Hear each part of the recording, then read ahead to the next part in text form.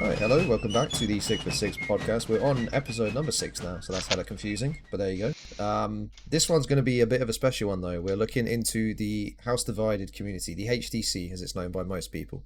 It's an event which plays every Saturday night on NA times. It's a lot of fun. We play in it ourselves as the NYV, the 6th and the 80th together. And there's a bunch of the guys that have been there since day one and since in the event as organisers and coordinators, which we've got alongside with us today. So we're going to find out a bit more about the event from them, what's unique about it, what's special, and also find out a bit about them along the way as we try and do on this podcast. Hopefully get you guys a bit more information on the names and faces that you see in the War of Rights community. So we'll kick it off. We'll get everybody to introduce themselves first, and then we'll jump into the HDC. So, Knight, do you want to go ahead and start off for us, man? Yeah, sure I can. Um, Major Knight of the Tennessee Brigade, a Confederate unit comprised of the 3rd Tennessee Cavalry, the 10th Tennessee Infantry, the 27th Infantry, and the Tennessee Battery. Um, Honestly, just reading off of your little thing here with the interest in, where it comes from and everything like that. Honestly, the Civil War is just something that, honestly, ever since I was in school, middle school, high school, all the way up into college and everything like that, it just kind of wars in general kind of piqued my interest, and then just really kind of focused around the Civil War of how everything was during that time, fight for equality for all, with the basis of the Declaration of the Constitution, the way it was written out, and everybody is created equally. So fighting for the freedoms of another person always kind of really just kind of hit home with that growing up where I grew up and stuff like that.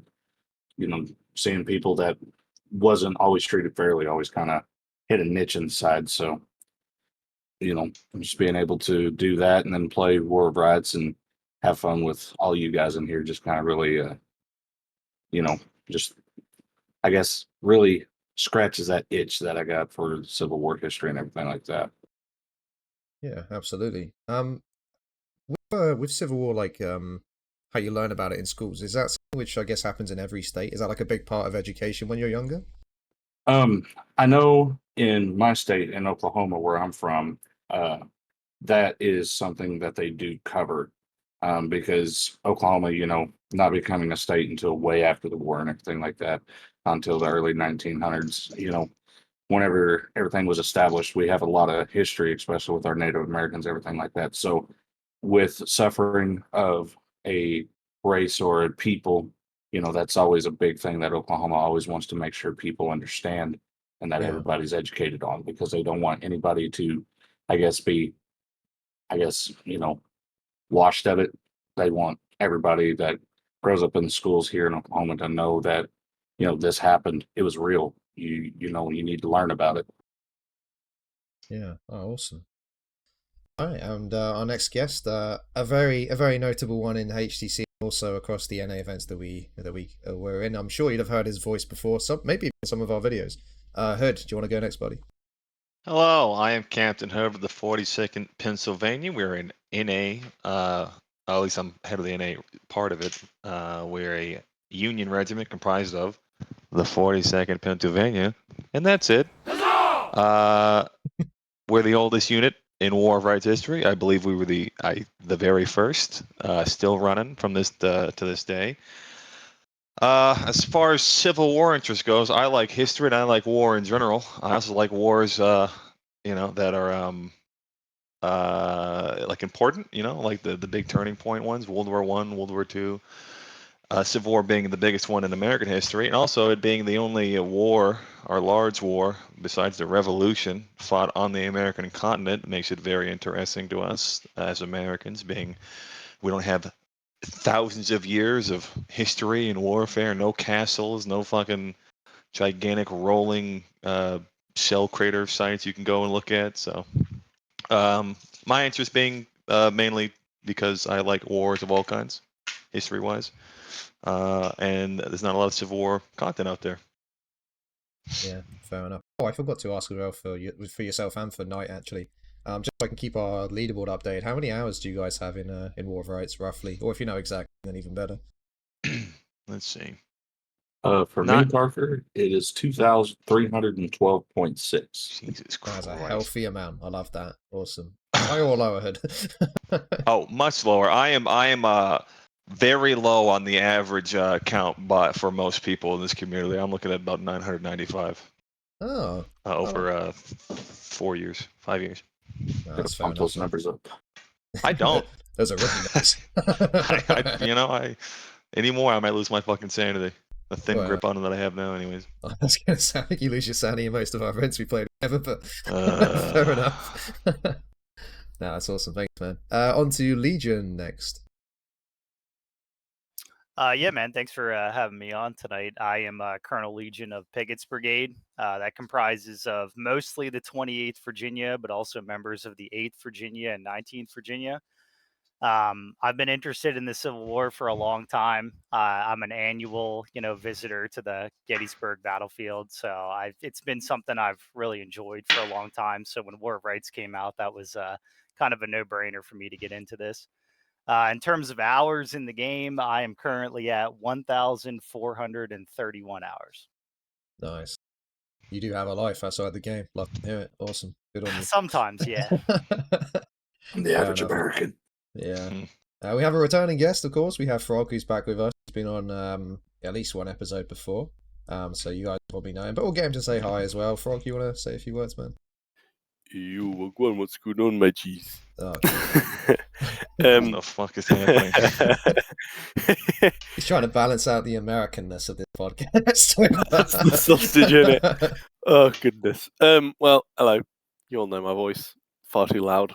Probably should turn my in-game volume down. That sort of sausage. But so, in terms of representation, I represent the 88th New York. We're an infantry unit. However, we are currently in talks of making some form of artillery regiment, well, artillery detail, because we have a few individuals that are interested in such a task. So, Do they know Cooper's Battery's hiring right now? You should probably tell them about that. Well, I'm not sure. But in the current situation, we're currently attempting to form some form of but get in terms of the artillery detail. So we'll keep you posted on that, all of them viewers. But apart from that, I represent the 88th New York. I'm a sergeant. I'm a wee boy in terms of these elite gentlemen that I'm amongst. In terms of hours, goodness gracious me, I feel like a noob. I have 460 hours. So since you last met me, I've apparently racked up 180 hours since I last talked with you guys. So that shows you how much I've been invested in this wonderful game that we play. Yeah, there we are. Apart from that, who got me into War of Rights? What interests me in Civil War? Prior to playing the game, I was not particularly informed about the Civil War, but I'm pretty sure you're all aware of First Lieutenant Phipps in the 88th New York. He is a rather influential piece in the puzzle of the 88th New York, and he is also my biological father. So if you see him on the field, you can be like, "Yo, why is your son in the 88th?" And he'll be like, "Yo, he's pretty goated with the sauce and that." So that's what got me into the Civil War. I've been learning as I go along, looking into books and such, like key battles, that sort of stuff, like Fredericksburg, Gettysburg, all that sort of stuff. Like recently, we did the Overland Campaign, Union pushing over to Richmond. That attempt. I've also been looking into. Probably might get judgment for this YouTube videos on that sort of stuff because it's kind of interesting. But I'm probably the least educated around here in terms of the history of the Civil War. But still learning, and that's something I feel is good for a podcast, like different aspects of experience, not only in the game, but also in the terms of knowledge on the Civil War. But that's all on me. Back to you, Parker, Brother Man, Big Man, ASAP Rocky, all that sort of such. Oh, that name is that's not gonna catch, Anyway, And last but not least, a name which we've mentioned a lot on this channel, and I'm so glad he's here now. Probably, I hope, I imply, do another episode at one point with him on, just to kind of show off his channel and stuff. But nevertheless, we also have Kotow here. So Kotow, go ahead, introduce yourself for everybody. Yeah, how you guys doing? Name's Kotow. Do a YouTube channel in the laziest way possible, just talking bad about how all these guys do, and the good things they do on occasion too. But been a big fan of Parker, this channel too, for a long time. So glad to get a chance to jump in and talk with you guys. As far as where on the War of Rights, I got the game I think back in 2019. I've got 2K somewhere in there hours. Half of that is probably watching though. So who the hell, I don't even know how you call that anymore. For the civil, I'm actually not a big Civil War fan. It's kind of counterintuitive. I am a military history. I don't know what you would call it. Enthusiast. Yeah, we'll call it enthusiast. Yeah.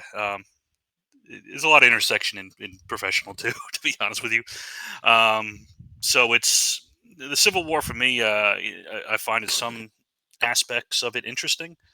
From the military side, the only area I've studied really specifically is it from a memory standpoint, and we could probably get into a whole other podcast on that aspect of the Civil War and how it impacts and my own interest into it. But how Civil War is interpreted and remembered is an area that always fascinates me, and this game is actually an interesting window for me to look into that aspect of it.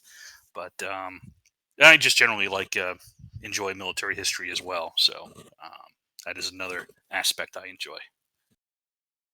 That's awesome, man. That's actually, what's funny about that is when I was in university, so I studied history at university, and towards my final year, I slowly moved more towards the American Civil War.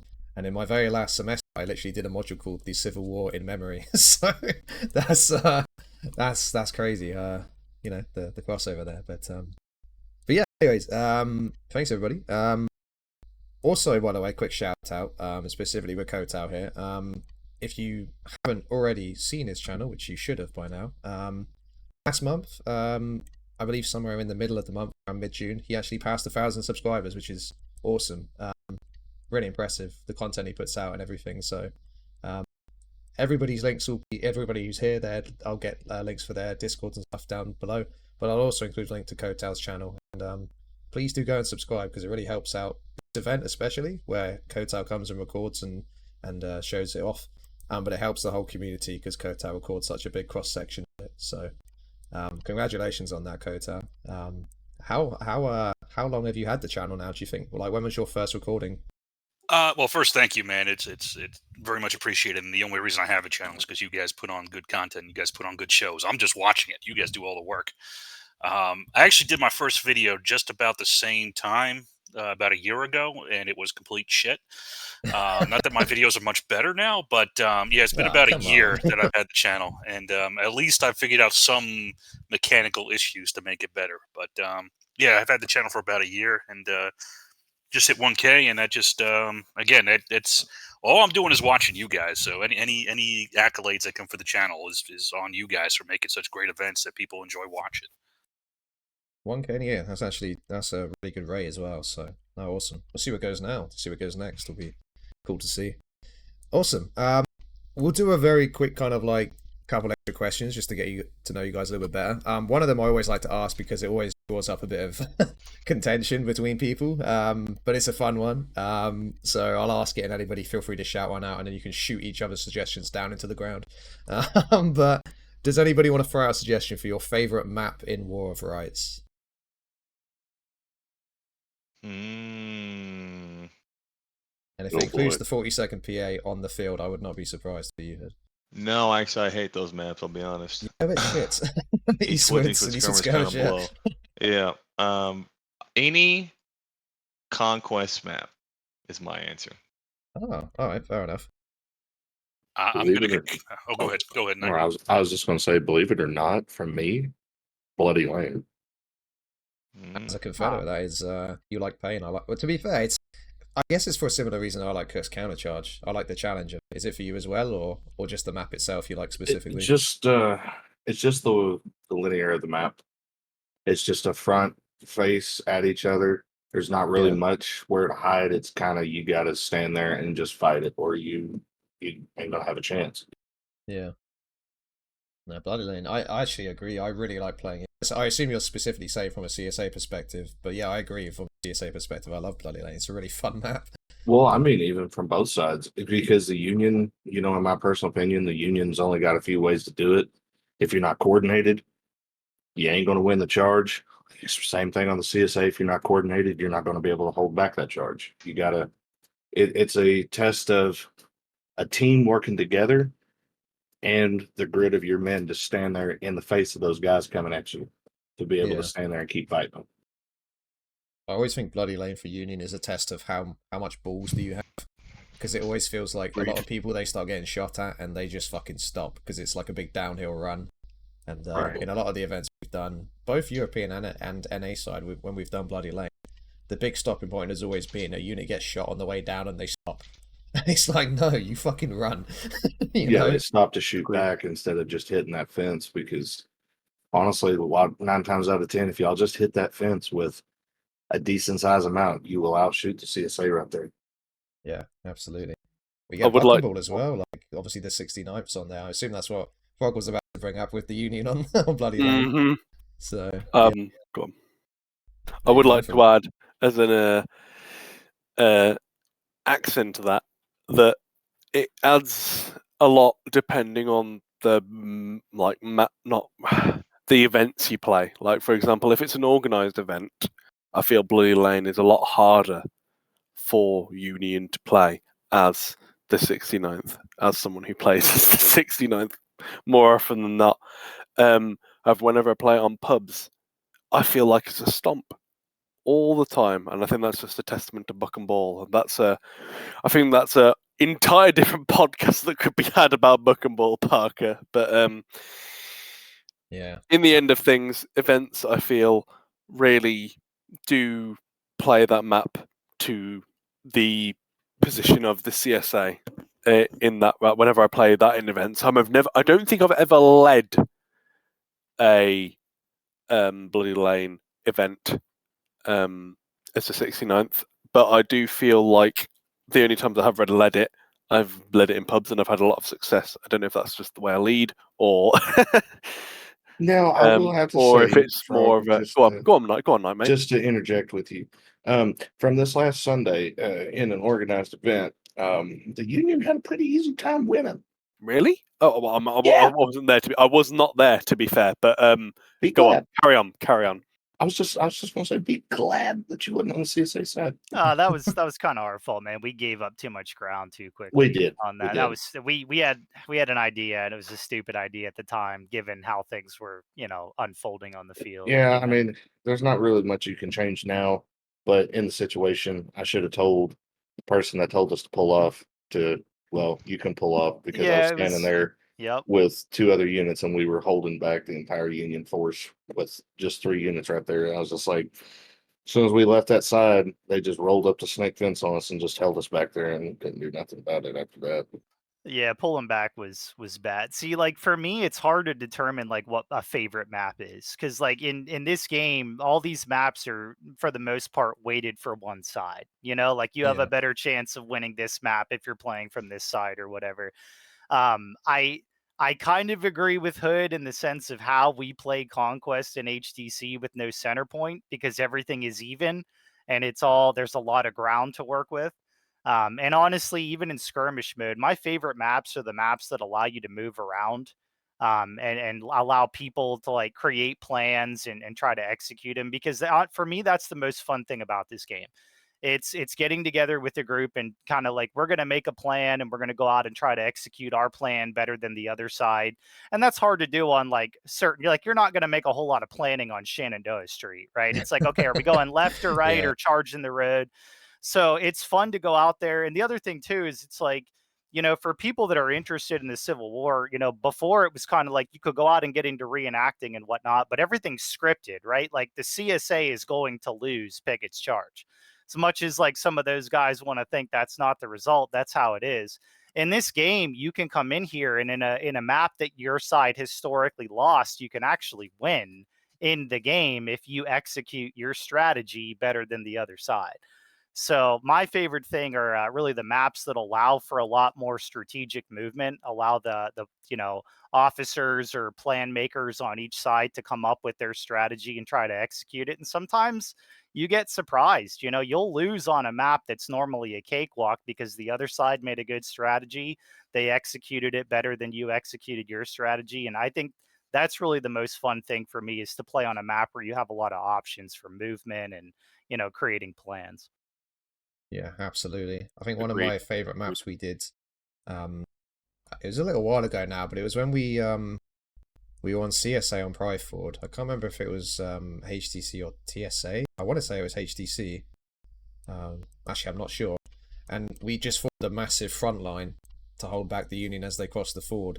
It was HTC because HL had the Cav unit on there. Oh yes, yeah, you're right, yeah. Because like Pride Ford for me is a great map. I'm obviously, cavalry shit, but we played it as CSA, and I can't remember I don't know if you can. I can't remember whose plan it was to do that specifically, but we went up front to literally the fence lines of the Pride Ford area, and we pretty much tried to hold them there as long as we could, and it was fucking fun, man. Like we did a really good job for a while. We'd had like a load of really good swing maneuvers on them. And then there was a massive contest on point at the end, but we managed to countercharge in and stop them winning. And that was like a weird devilish plan, but as Legion was saying, it's a different way, it's a different avenue to defend that map, which was one of my most enjoyable rounds I think I've ever had in an NA event, to be honest. It was just, it was straight up fun. Like, The unorthodox plans can't people off guard, man. I'm telling you, they'll work a couple times at least.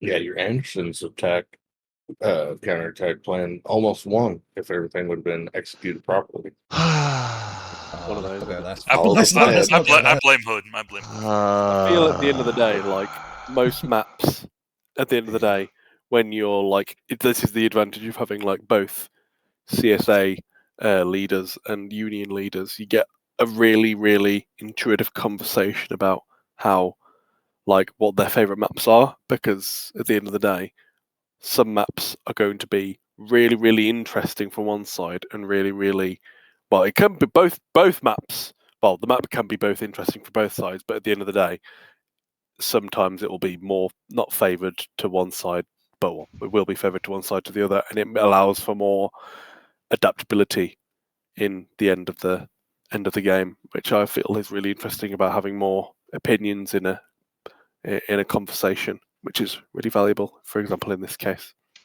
I will say, from a watching perspective or commentary perspective, my favorite maps, I think, and this kind of goes back to what you guys have been saying, especially Legion. For me, is Farmland, kind of the Dunker Church Conquest, and then Limestone Bridge.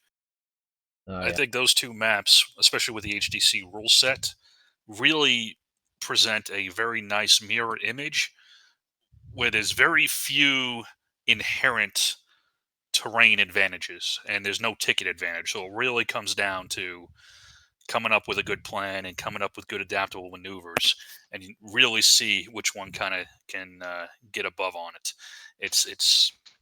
And that's what I like to see, is those two maps where, and it's wide enough that you have plenty of room to do great maneuvers. It's a bitch to cover, God, because there's always things going all over the place. I'm like, Parker. I'm like, where's Parker? I mean, just go all the way up here. Right click. Oh, what the hell is he doing over there? But it's those two maps, I think, are probably my two favorite ones to watch, especially with the HDC rule set. Yeah. I like Farmland as well. Actually, Farmland's one of my favorite ones. Probably of all Conquest maps, actually. The artillery's in a half decent position, which is always useful. There's some maps where they just fucking shunt it to the side. It's just utterly useless. Yeah, like, I mean, just from the arty, they're both in this slightly elevated position. They're both overlooking the points. They're in reasonable positions. They're opposed to each other, but not right next to each other. Yeah. But you can charge them out if you want to, too. Yeah. So there's so much dynamic to it, but it's not like one where it's, okay, that's the only arty piece that sees anything. It's actually makes sense, and, you can do a lot tactically with it. Yeah, absolutely.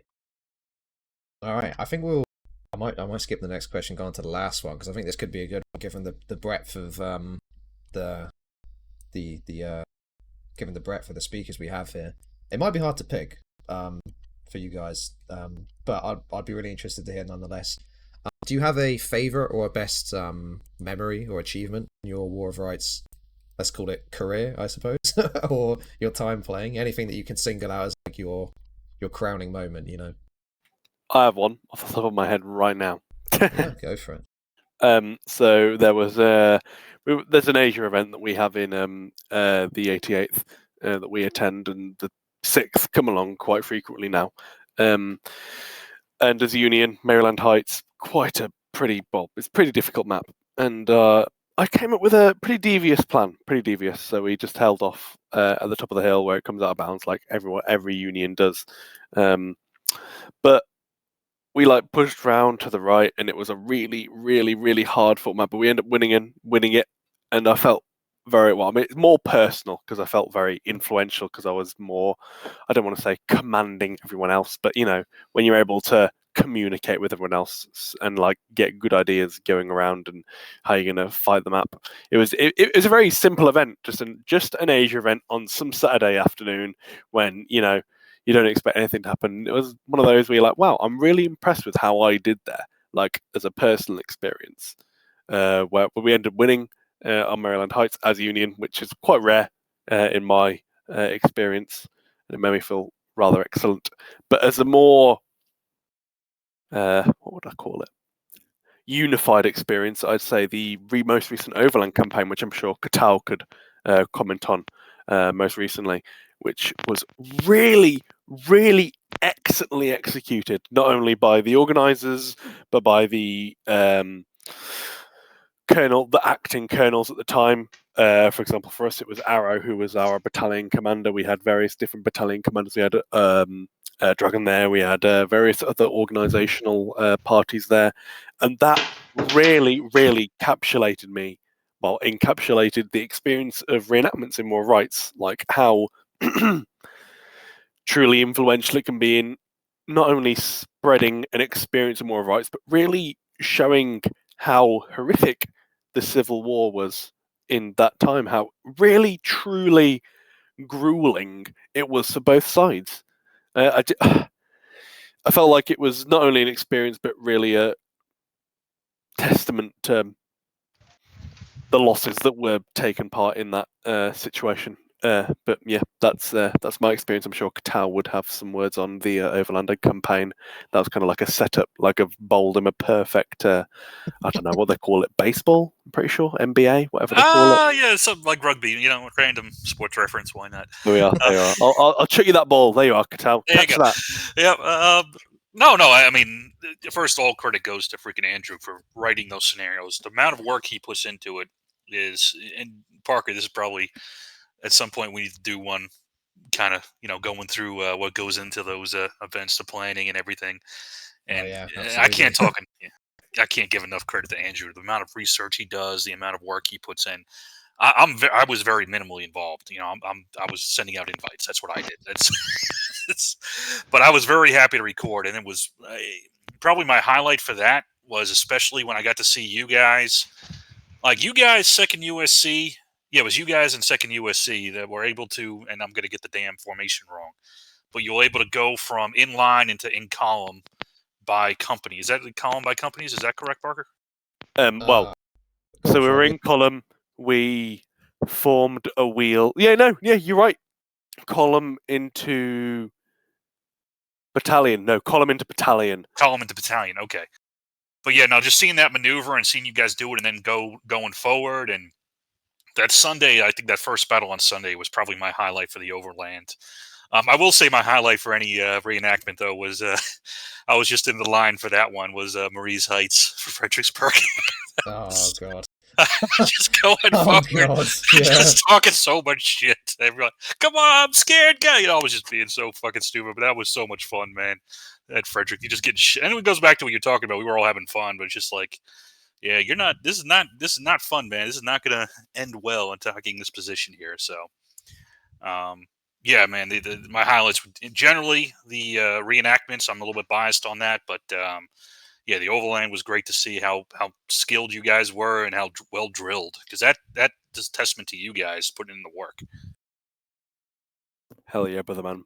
Well, that's not testament to. It's more testament to Arrow. He first Sergeant Arrow of the 88th is a he's a unit, man. This man knows Casey's drill like the back of your hand. You could ask him a question like, "What's this?" and he'd be like, "Oh, let me just look at my left index finger. Oh, is that for your sausage?" He's a unit, mate. That's all I'm going to say. Obscure British man. Anyway. Me personally, go I on, would Noel. have to say my two favorite memories. My favorite, the one I like the most is before we reformed as the 10th Tennessee was when we was 8th Georgia with the 42nd on Gunker Church in Southern Aggression and absolutely melting the entire left side of that map over there with First VA. And hate to say, of course, it was against the best Union Cav regiment out there. Just Union? But come on, bud. well, hey man, I got to show some love to my Tennessee Cowboys. But between the 42nd and 8th Georgia, was able to stop multiple charges multiple times over there, and then with the help of First VA there towards the latter part. The other one is European event when Kotow was recording, swung over, looked behind us as 8th Georgia, and all I see is a sea of blue running at me. And I turn around and it's just me there. And I was just like, oh, for Dunker. We're going to die. We're going to die, boys, but we're going to stand our ground. And believe it or not, we actually was able to stand there long enough for y'all to hit the fence. But as soon as y'all hit the fence and just started firing into us, I didn't have 40, 50 people there. I only had, I think at the time, like 20 to hold off an entire wave of Union. But funny enough, he's caught that more than once, and I always seem to be the highlight of that video whenever we play Dunkers. Oh, Knight's over here on the right hand side. I wonder if it's going to happen again. Yeah. But no, it's just some really good memories throughout the years, and but no, that's two of my favorite memories. Is just here recently, just Dunker Church matches.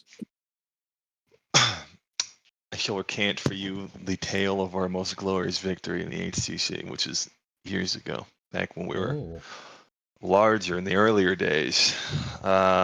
It was 2 maps, Maryland Heights, Union defending, of course, and then Boulevard Redoubt as Union defending. We played against all of First Corps at the time. So Walk Division, I think Anderson Brigade, I forget exactly, whatever. A lot of guys, about 70 or so dudes by themselves, and then all of Sussex Brigade, and all that constitutes. And it was us, small at the time, around 20, 25. 83rd, who was there back in the time, also roughly about 15 or so. I think MWB was there. The 10th US under different leadership back then. And I know I'm missing somebody, but I can't recall who it might have been. Either way, it was a lot of very smaller Union units against 2 of the largest Confederate units that exist in this game. And we whooped the dog shit out of them. We ended up in a Maryland Heights game, if I remember correctly. There's a video of this too. It was Bill Lynn recorded it actually. We killed 2,000 rebels on Maryland Heights, and we lost 1,800 men. Won the match as Union. Second match, we, defending Boulevard Heights Redoubt, left the Redoubt and attacked the rebels, pushed them into their spawn, and won that game, killing about 800 of them for 500 losses or so. Absolutely the most glorious victory, a testament to small unit cohesion and coordination. And that's why today, when people tell me, well, they're winning because they're big, bullshit. This is a you problem. You get small units together, they work together, it's fine, man. There's no reason why you shouldn't be able to. I know it can be done. I've done it. We've done it. And it's still today, I think, the most, probably the most high casualty games I've been a part of, especially in Maryland Heights. And this is back, I think three player service had just come out. There was nothing going on. No, and it wasn't even a full server, if I remember correctly. It was close to like 250 or so. So I mean, that's just we're just stacking bodies, man. And the only games that ever approach that type of casualty rate are like River Crossing these days, with the increase in morale and everything, and larger server sizes. So yeah, man, that was I still think about the day sometimes, and it's all on video. You can watch it today. I'm actually gonna have a look at that because that's a crazy amount of casualties from before they did that whole 20% less tickets thing as well. That's even more impressive. Like, Oh yeah, man, what'd you say? I'll Like have to find it 2,000 for and you. 1.8, so what, We like killed 3.8 total? Yeah, we killed about 2,000. We lost maybe 1,800 men in the entire battle. Absolute rock solid discipline by the Unions at the time. That was back in the glory days when the Union units were all of similar quality in makeup. Because I think on the Sunday just gone we had HRE. Yeah, it was and high casualty. that was that first round on. Oh, sorry, no, second round on Hill's counterattack. We had about 3,600 and something, like 3,660, something like that. That was because we killed just shy of 2,000, I think, for the Union side, and the CSA I think was like at like 1,600, something like that. Yeah, and I was like, fuck, that's like the highest I've ever seen. But if you did that like years ago, from before we even had, well, that was also a 350 server from Sunday just gone. We had a full server pretty much in the end. But that's wild that you did that in a less than 300 server and before the ticket adjustment as well. Like, it was crazy. I tell you, the glory was dripping from us. Is this about the time that you became General in Chief of the Union as well, or? Yeah, I mean that's kind of unfortunate. Listen, man, back then it wasn't. I wasn't that necessary. Everyone kind of had the same level of goal and end goal. Everyone wanted to work together. These days, it's more of a. It's not because I necessarily want to. It's more about a necessity. Yeah. Unfortunately. But it was good. I will find it for you. It was something. It was something to behold. I don't think I've ever gotten close to that. Even later on, we've had some good victories since. But man, nothing like that. Nothing that nail-bitingly close. Nothing that intense before. Oh, and the bragging rights. Oh, the real two reason we're playing loudest this mouth game, asshole units. Oh man, they never recovered. It was glorious. The humble pie was hot that day. Congratulations. Oh, the pie was freshly cooked. Freshly baked. Like, chew on it was fucking, like mother just put it out on the fucking windowsill, brother. That smell was wafting out over the like fields, brother. I'm telling you. Yes, sir. Nice. There was. Oh wait, no, it's night. I'll pipe down. Sorry. Legion, did you have anything you wanted to chuck out there for like your best achievement, moment, memory in War of Rights? Yeah, see, that's pretty tough for me, man. I mean, playing this game for like 5 years, like I could name like a million different things that I thought like instances and whatnot. It honestly, for me, regardless of what event we're playing in or whatever, whether it's TSA, HTC, War of Secession, or any event we've played in the past years, what's entertaining to me is that like I'm a competitive person and I like working with teams, and this is a very team-based environment type game.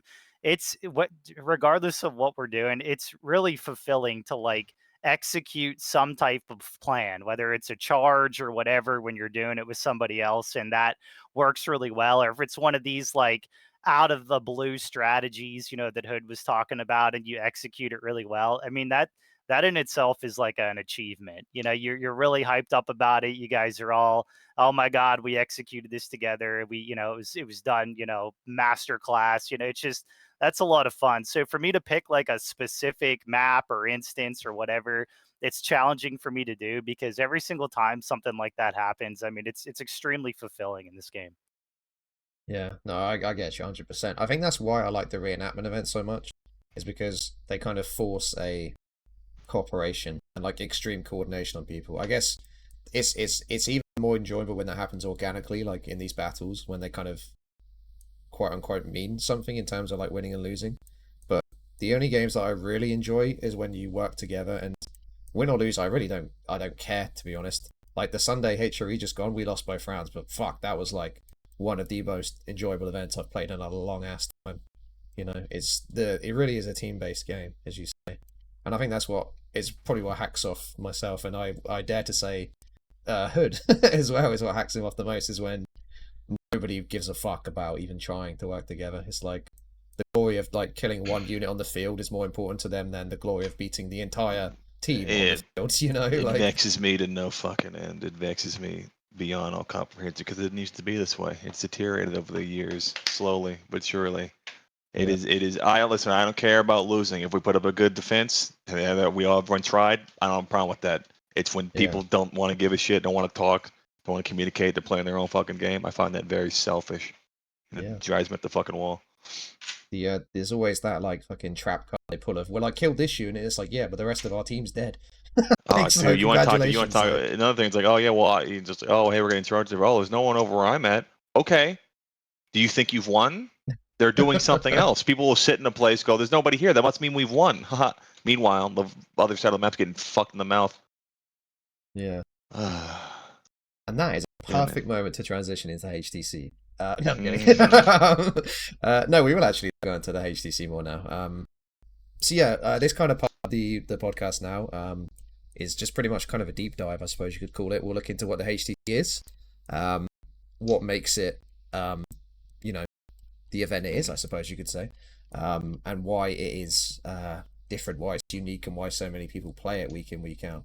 I think one of the most important things to mention about an event like HTC and also TSA is it rarely, due to how you guys have set it up with you know, who plays it and the participants, is it always sits in one server very nicely, and you get very accustomed to playing with the regiments in the event, because it's not like cherry picked units, of course, but it's like there's the selection of participating units, and they come week in, week out, and it's very consistent in HTC, especially the people you play alongside, and then there's obviously a little bit of chopping and changing, but you get very used to how people you know, work, how they play, and how certain people lead, which I personally really enjoy, because a lot of the guys in this event, and by extension TSA as well, before like the last few months or so, I never really got a chance to play with you guys or even talk to you or, you know, anything. But recently, since we've transitioned over to these event groupings, this event community, you know, it's really enjoyable. A lot of you I get to speak to and play with, which is really cool. So, but enough of me wasting time. Let's, I guess, go back to the early days of HTC. How did HTC come about? How did it start? And kind of what units were there from the start that brought about this this new event onto the field? Yeah, so it started probably a little over 3 years ago, because back in the day, me being a young, fresh new boy in the 42nd, we were in a group called the TNA. They were called. I think that was the Northern Aggression was like a little community. Very kind of smallish, but not, you know, whatever, core group of people, kind of TC, but not necessarily, you know, the same kind of vibe.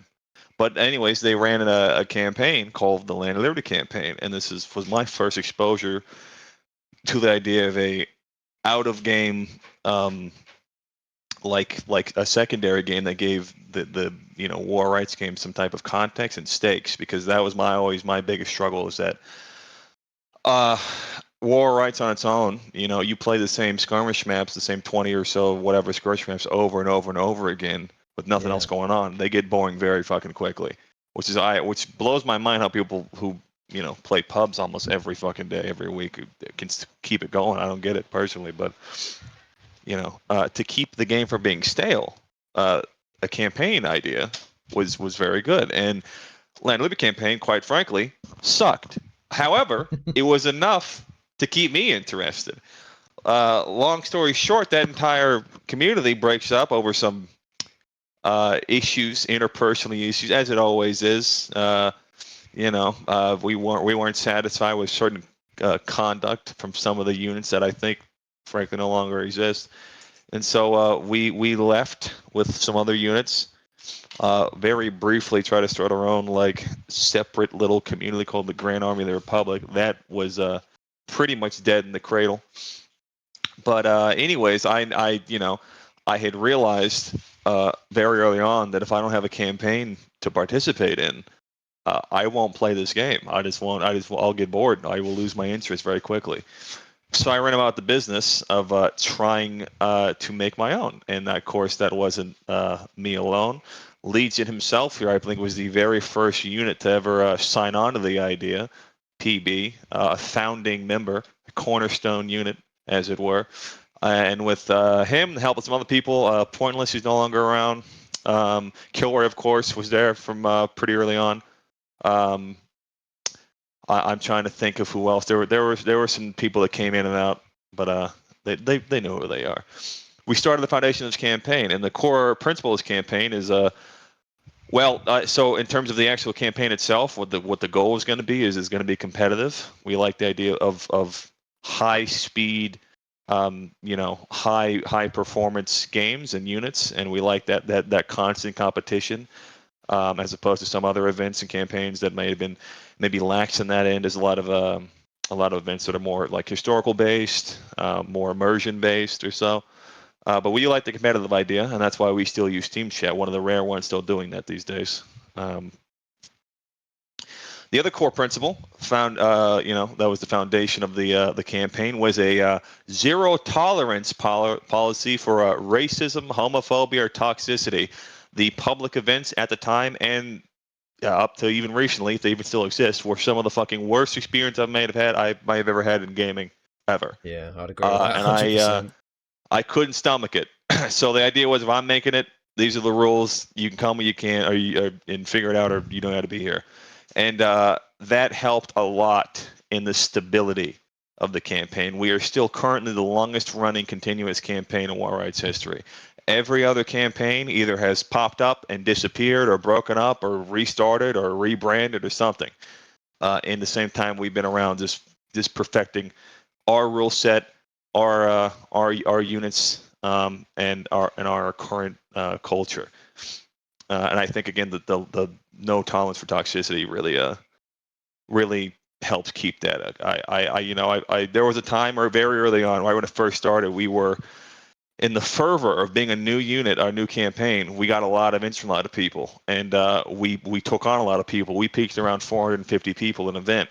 However, our adherence to the principles of non-toxicity, at the very least, waned a little bit, and it caused a lot of issues. And we had to learn the lesson the hard way, of course, and refactor some things. But once we got through that period, we figured it out. I think we've kept it on average about one server recently for a long time, because it's the best way to do it. Splitting servers is rough, and we're willing to get rid of people that can't abide. Like I talked to other people, I'd rather play smaller games with people I can fucking tolerate than large games full of racist, shithead, toxic assholes. I'm not doing this for them. I'm not here to be the biggest. We're here to be the best, and that's something I think we've achieved pretty regularly. So that's where it all started. It's why it's here, and that's who it helped make it. Yeah, I'm trying to think back, because so we obviously kind of in a way rejoined HTC, because actually back when I was in 4th PA, we actually went to HTC for a few weeks. I think we maybe landed at maybe a not so good time, because we went there for a few weeks, and it was a very kind of tough event to get into. I think it's as much our fault though as the event, like just not for us, to be honest. Like, we're very used to a different style of event at that point, and we came in with I guess the wrong expectation of what it was going to be. But at least at that point we came in, and it was very hectic and stuff. And the reason I bring it up really is because that was about about 16 to 18 months ago, and now we've rejoined over the last I don't even know how long it's been since we started coming again. But let's call it like months, 4 or 5, 6 months. Yeah, it's got to be about 4 or 5 months, right? And in those last 4 or 5 months, it's been great, to be honest. It's actually completely different to what I remember from like call it a year and a half ago. It was like a different event, to be honest. So I obviously wasn't here for the interim between those 2 points, but what I can say from my experiences, a lot of things either literally or at least in my perception changed so much for the better in that time. And it's become really enjoyable since, especially because you guys always land on one server. For the reasons I said about earlier when I started speaking, we play with a lot of the same people. It never really, or at least when I've been here, it's never spilled into 2 servers, which is fantastic for a campaign event. If you do a campaign and you've got like 150 people on each server, it's like, what's the fucking point of this? Yeah, most people don't like it. We found out. It didn't like, the number on the thing on the campaign attendance said one thing, and then it didn't translate to being in game. The full servers are more intense. They're more interesting. They feel more vibrant. You do get some type of personal rivalries, competitive ideas, cooperation, because it's the same people on both sides every time. It helped with that, and we found it out. So we stuck to it. That's now our policy, and by design. Thankfully, if we need to get larger, they up with the server capacity. I guess little by little. So there's a little more room on the one server idea. Yeah, absolutely. And of course, the other thing I really like about HTC, which you've said already, is my experience. I'm as a lot of people know, I'm obviously British. I'm English, but I play a lot of time on the NA time zone because of my working patterns I've had over the years. And something I've always struggled with is finding an event that kind of, I guess, fits my expectations and what I kind of consider okay in like a gaming community. Like, I fucking despise logging in, hearing people throwing out slurs, mic spamming, playing music non-stop really loud and shit like that, right? So an event like this, even with how much more competitive it is than most of the other events I play, the fact that they in HTC bother, like, it's a sad thing to say for other events purpose, but the fact that HTC bothers to limit that and literally chuck out people that think that they're bigger than the event and stuff is what I think makes us so confident to keep coming back. Because I can't fucking stand it, dude. No, it's bad, and a lot of people have told me and other people over the years that you can't do that. Like, you want everyone if you kick out every racist or whatever, and what's racial, you want everyone to play against. And my always response has been this: well, if I can't play this game without other racists, then I just won't play the game, and the game itself probably shouldn't exist. Yeah. But example, our unit, the 42nd, is a testament to that. We're now one of the largest NA units in the game currently, and we have a absolute zero tolerance policy for it, and we keep growing. So and then the campaign the same way, zero tolerance for it. We've kicked people out, entire units, 30-man, 40-man. We kicked out. During the big schism, we nuked like 100 or so extra, 120 people total from the campaign on average, because we needed to make a change. Too many campaigns and events and groups have been broken up due to egos and this type of shit of, oh, well, it's not, I want to be big, I don't really care about being good necessarily. I mean, when I started this campaign, Grand Campaign, the European one, had its, I think, first schism and broke up because of units in there being toxic shitheads and other units not want to deal with that, and then if an organizer's not really giving a shit, that broke up. And then during the time of this House of Ida campaign, they had another restart and then broke up again for the same reasons. There were all kinds of events like that doing that, and units as well, big corps, big brigades, hundreds of people, whatever, but they didn't have a willingness to set a standard that was universal, and those units and groups almost never last. They never do. And my goal is to last them all, quite frankly.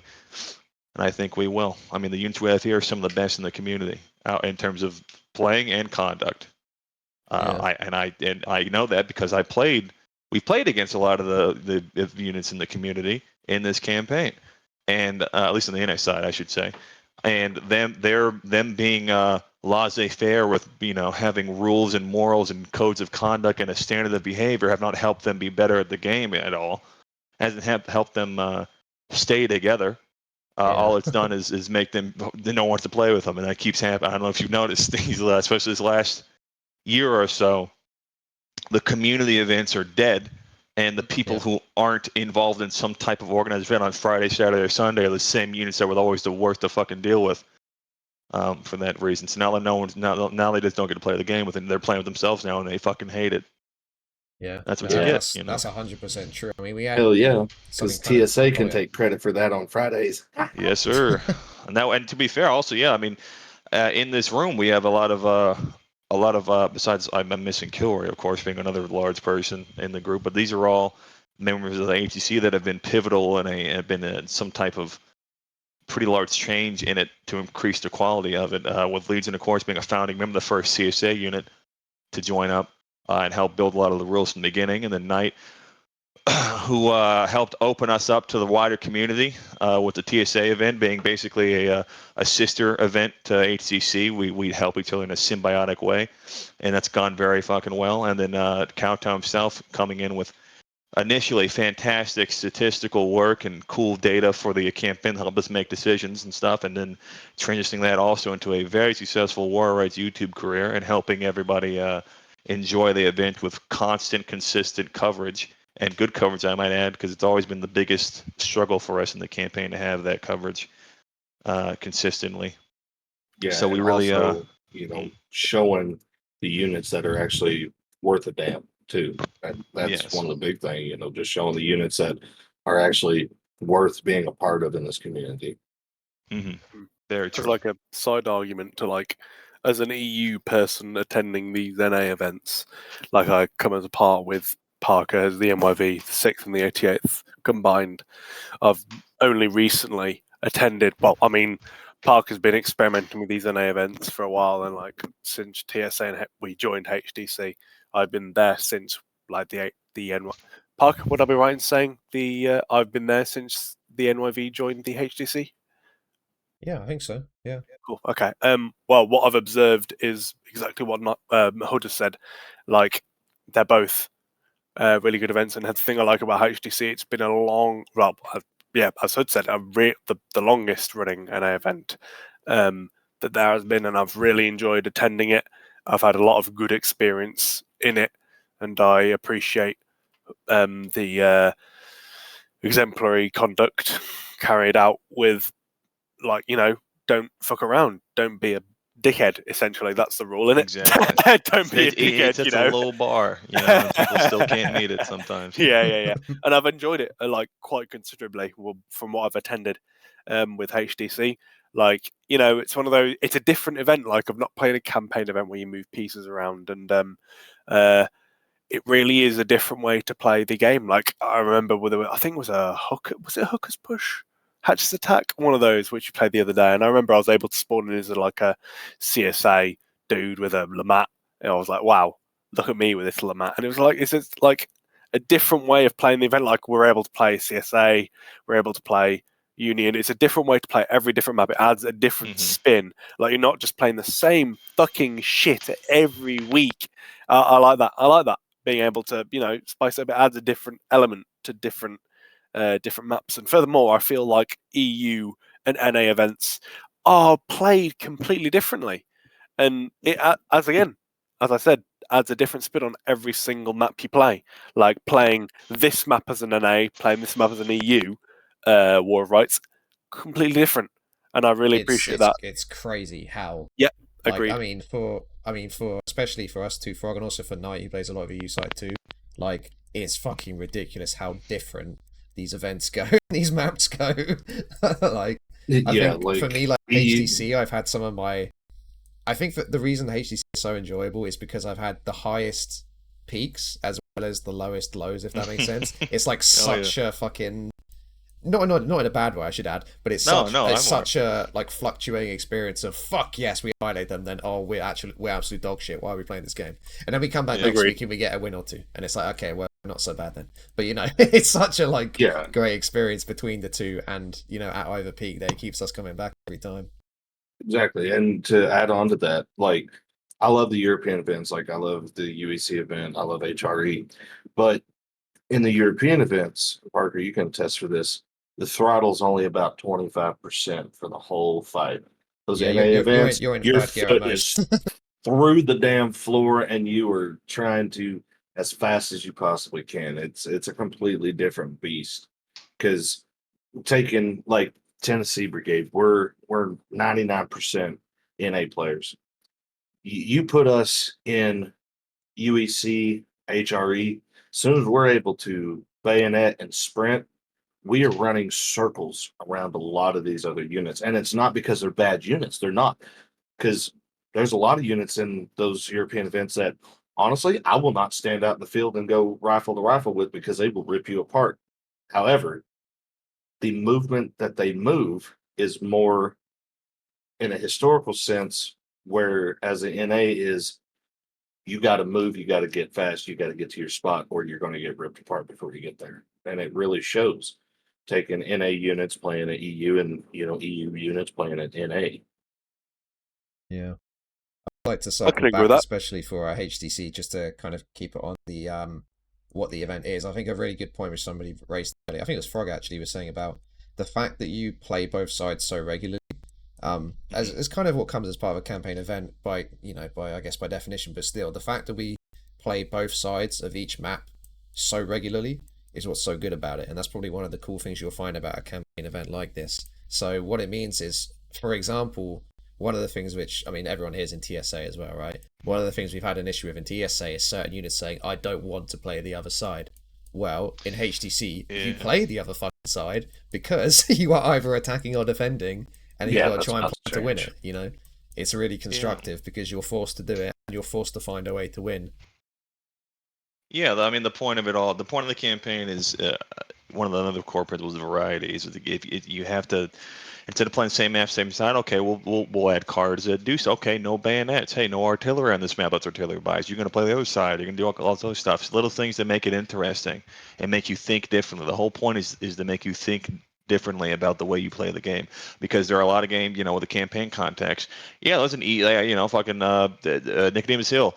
Yeah, it's an easy win for the CSA, but is it worth losing the casualties and defending it that well? It might be at that time better to take a loss and conserve your casualties while doing damage to the enemy than it is to defend the point at all costs and win the game because you'll lose the war.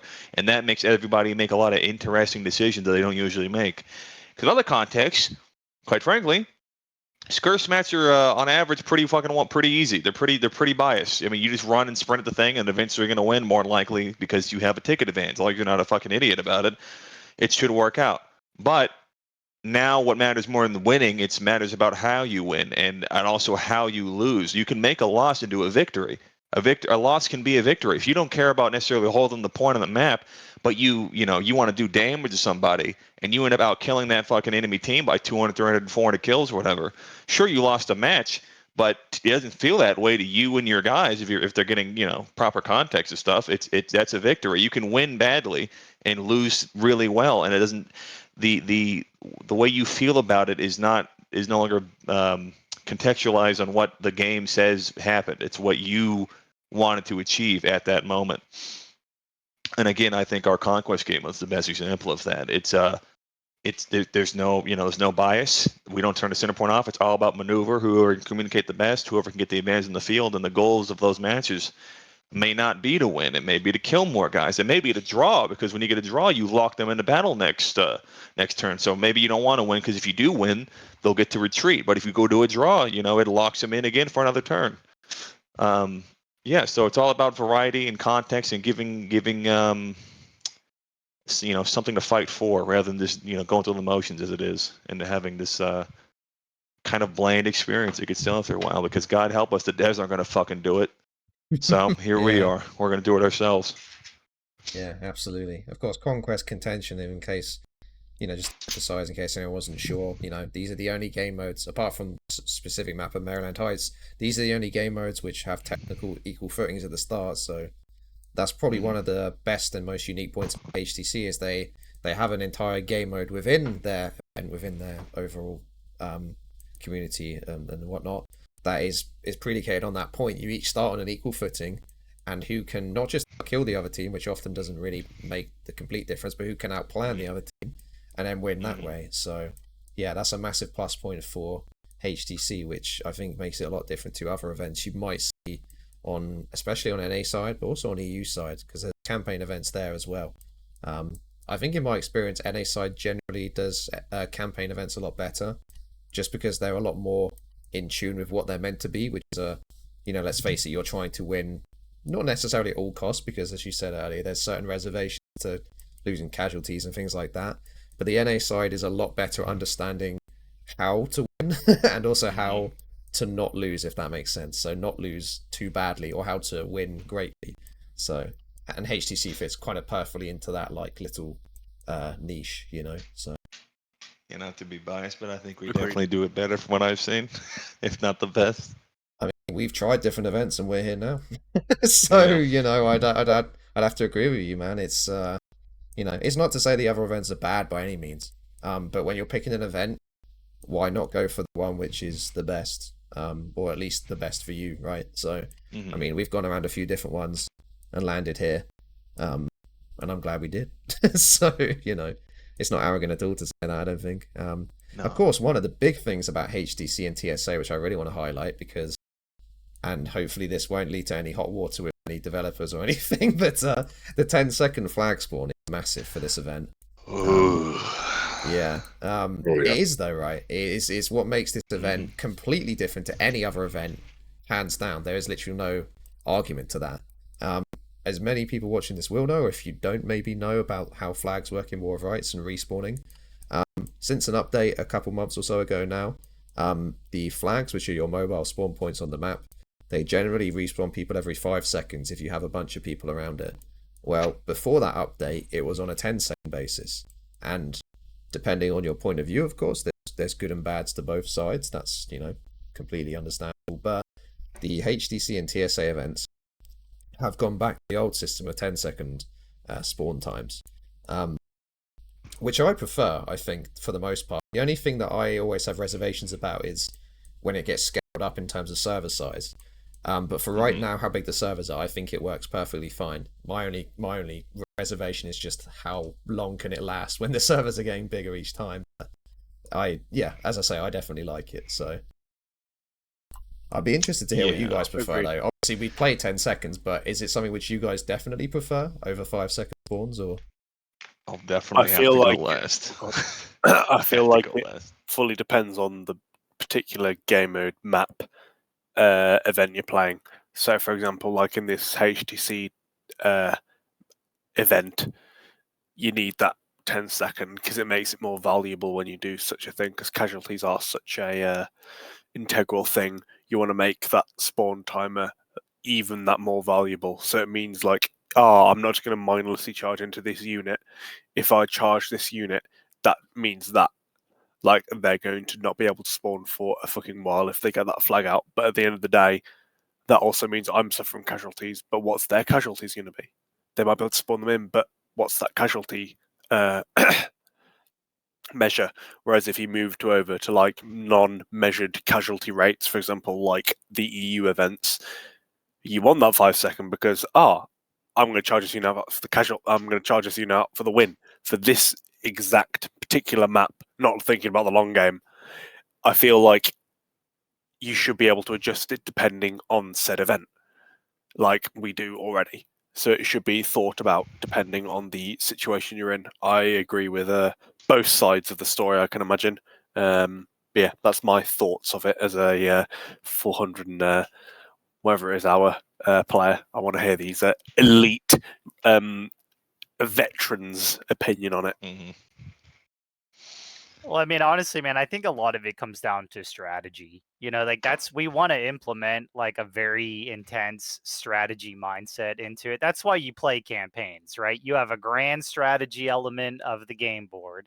And then it's sort of like playing a total war game, right? You're moving pieces around on this big map. And then when something happens, you go down and we hop into War of Rights and we play the battle. And that has repercussions on, you know, the result of what happens on the game board map, the grand strategy map. And as Hood said, you know, these pieces have manpower and stuff. So sometimes you might go in and say, oh yeah, dude, we won this battle on this map, but really, I mean, it's not really a great victory for you because now your piece is almost wiped. So there are situations where strategically thinking, sometimes it's not better to win.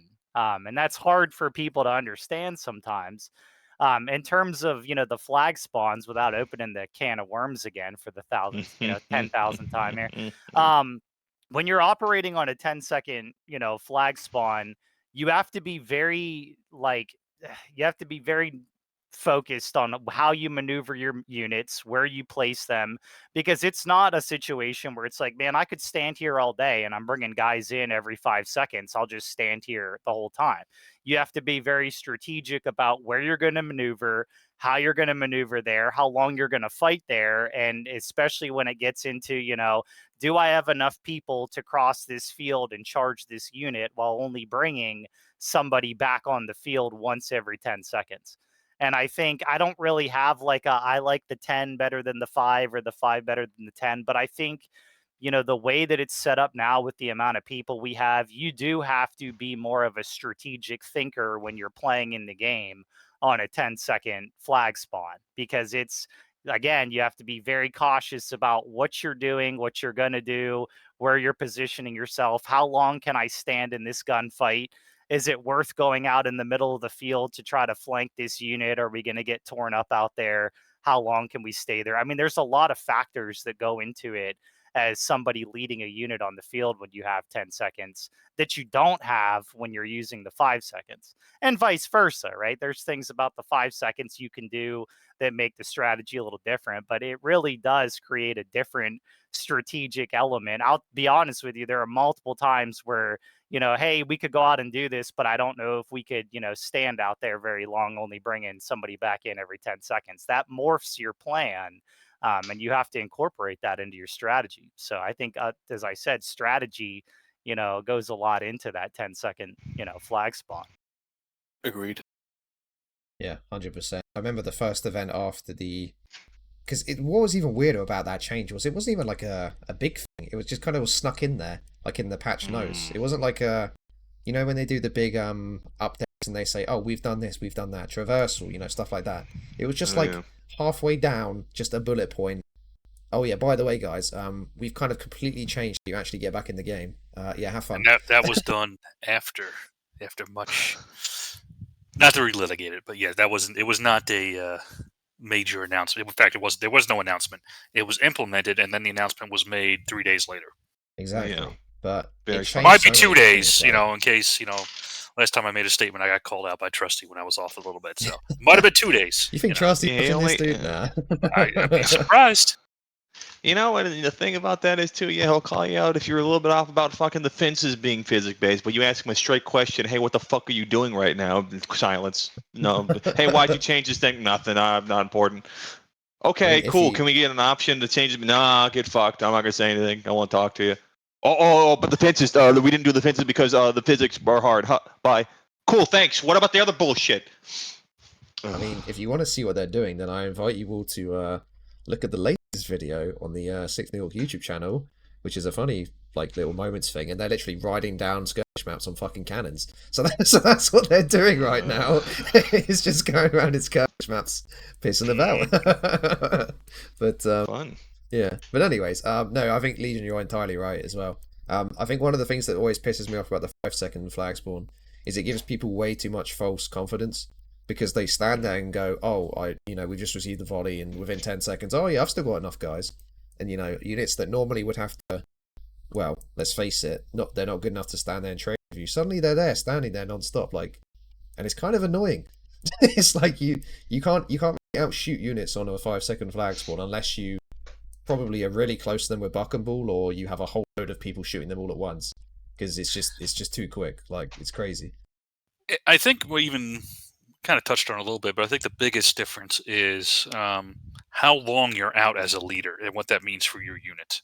Yeah. So if you get knocked out for a minute versus 2 minutes as a commander, depending on your unit, that can be, and how you run your unit, that can be a huge difference.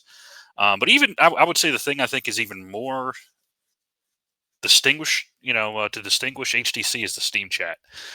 I think that more so than anything else, that changes the way people play and people operate. And it's, as Legion was mentioning, it's a much more strategic type of gameplay, but you have to be able to coordinate and adjust fire. And it's a very tough thing to do, to manage your communications both across with your fellow units and down below.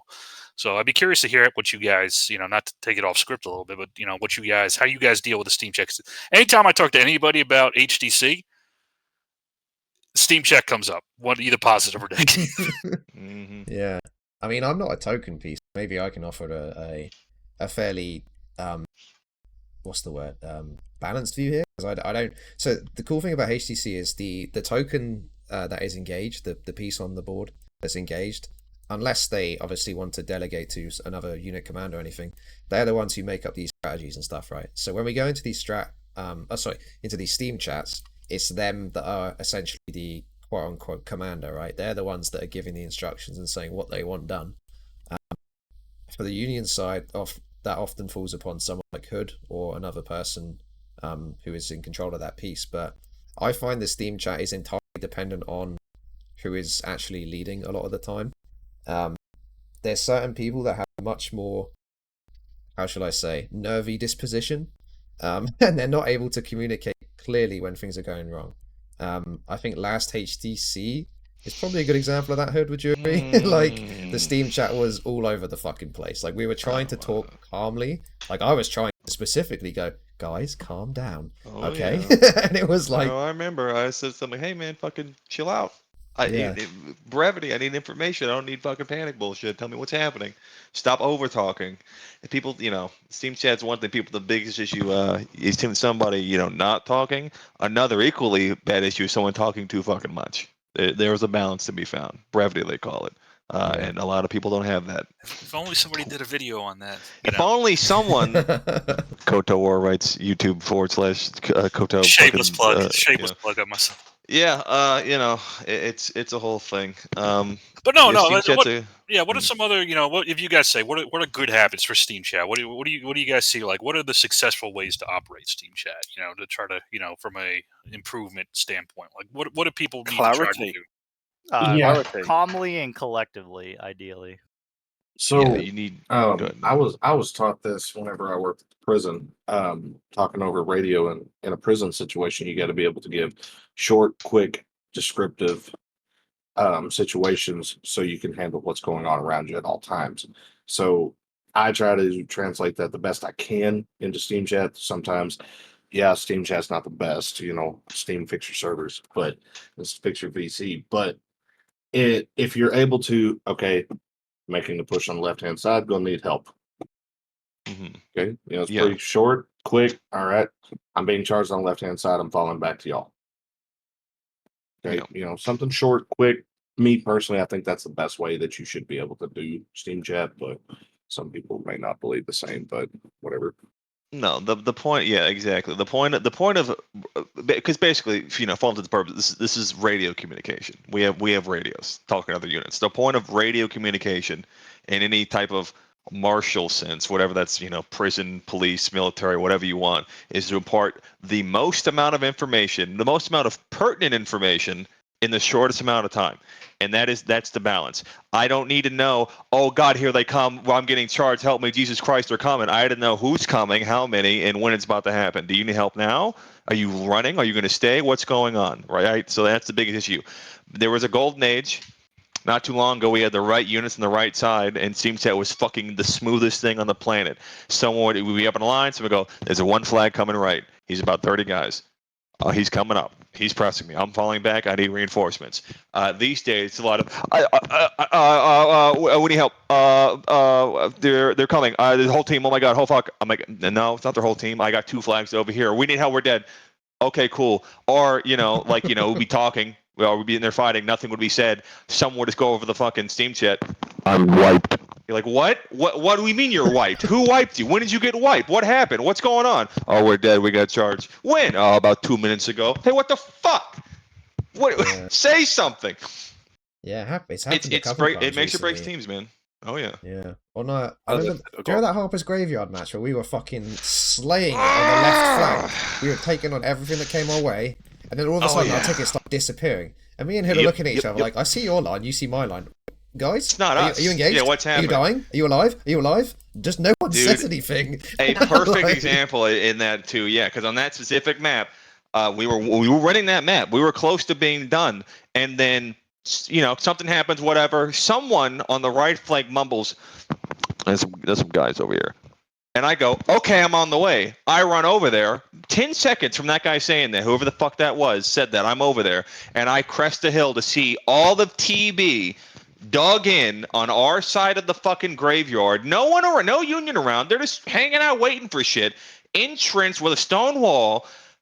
And no one said a word about it. There was no idea that they had been over there. No idea that someone was being attacked. No idea that we had to get 2 units wiped on that right flank. You know what? Fuck it. 9th Corps, 83rd, you motherfuckers didn't say a word. What are you doing? There it is. I'm done. I'm tired of this, but you need to be calm I down. don't know what you're talking about, Hood. I was saying stuff the whole time. And, you know, and Kotow got it on video, man. They didn't say a word. We go over there, and it's, you know, it's already over. And that cost us the game. That one lapse in conversation, that one lapse in communication, lost us the game we were otherwise winning, because people would not impart information in a timely manner. Some guys over here is not what was important. What was important is an entire flag with 32 men or whatever. Both of us are dead now.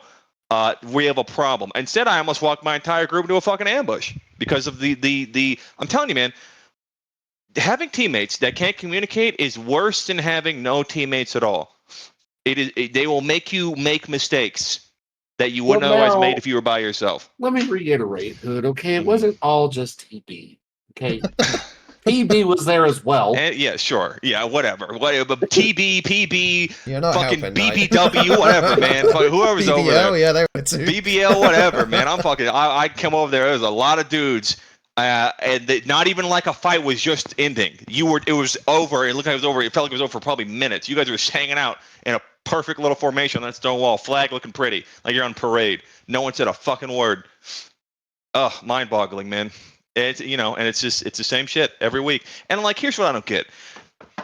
Do you like losing? Do you enjoy the way that feels? If you don't, then why won't you help us win? You're not only not helping us win, you're helping us lose by not communicating. It's not hard to say something. Our Steam chat is not like it used to be back in the early days. Everybody fucking screaming their head off. We got rid of those people. Now you just gotta talk, man. Just talk a little bit. It's not hard to do. Press a button and speak. You're talking to your guys. I assume you speak English. It shouldn't be this fucking hard, man. And the same thing happens every fucking week, and you refuse to fix it. What's the point? What's the point of being a unit? What's the point of playing the game? What's the point of being in this campaign? I feel at the end of the day, is one of those key comments in War of Rights where if you want to win a game, however much you want to avoid it, communication in betwixt units is one of the biggest downfalls, uprisings of any form of victory that is formed, or victories or losses. Like in one of those, like for example, I don't know, we were part of that Hopper's Graveyard, wasn't Parker? Yeah, I think I was there. Yeah, yeah. We left. We heard. Yeah. Like, I remember specifically, it's one of those, like, if you're in this like Steam chat, I've not been in one before. Hint, hint, nudge, nudge. Future, perhaps. Wink, wink. You know, coffee, tea, and scones and such. But it's one of those where even if you're playing EU events, even if you're playing whatever event, communication between units is one of the most important parts of any form of victory that you want to do.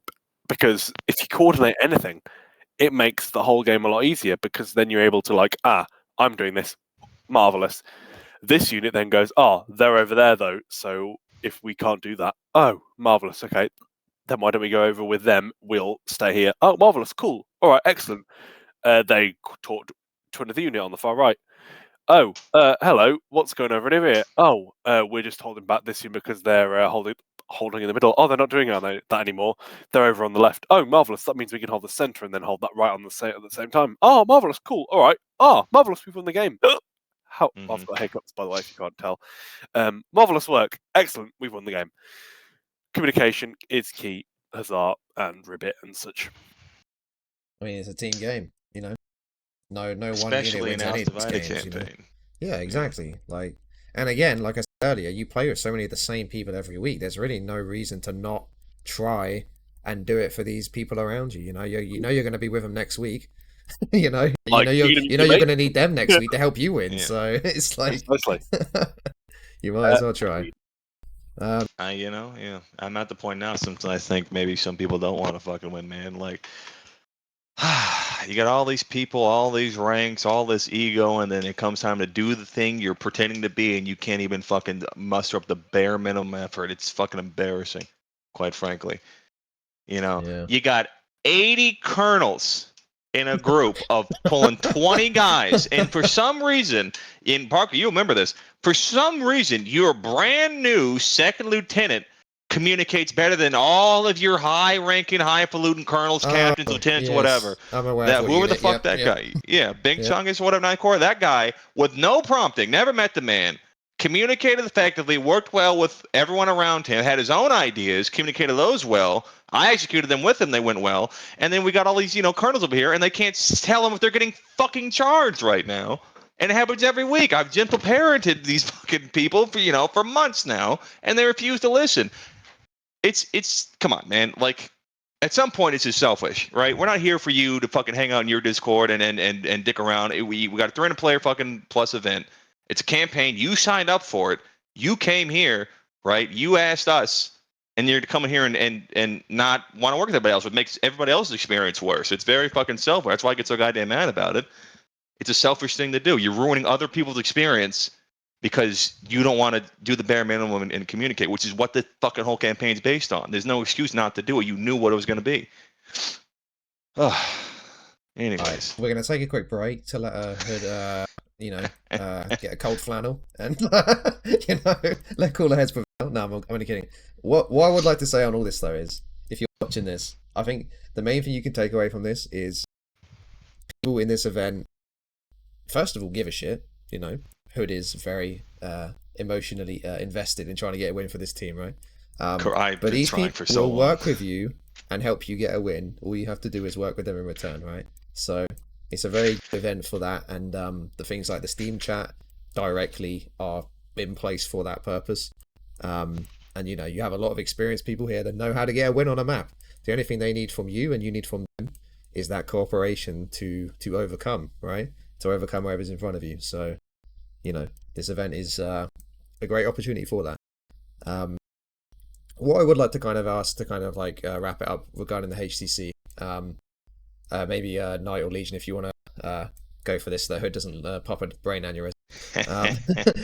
What is it about the HCC specifically? I know it's hard to say one thing, but what is it about the HCC, maybe one aspect or one part of the event that you think makes it so special or so great above other events or other things that you've attended in War of Rights? Truthfully, it's the units that we play with. They're great people to be around. Honestly, fucking the highlight of my week is getting home from work playing TSA, HTC, and War Secession. Being able to hang out with you guys, play the events, and just the funny shit that happens. Love listening to Hood pop a blood vessel every time over just they didn't follow the plan, man. And then just because we have one of those on the CSA side.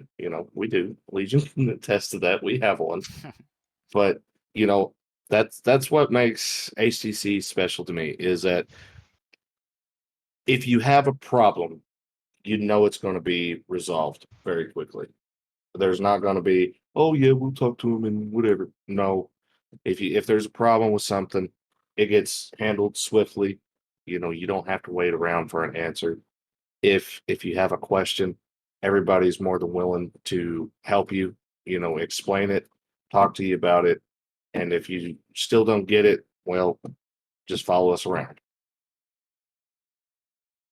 Yeah, that's fair. I think, as I said as well, is a lot of these guys in these events I haven't played with extensively before I started playing in HCC, for example. And it's a really kind of refreshing experience to play with a new group and see how different people play this game and how they try and go about getting the wins, working together and all that stuff.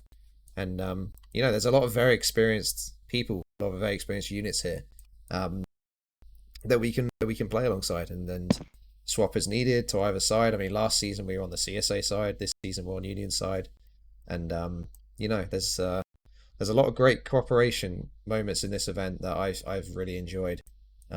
Very, again, like I said earlier, some very high highs and some very low lows that it's like it's a horrible analogy, but it's like gambling, isn't it? Like it's the kind of feeling of even when you lose, you go back for more, right?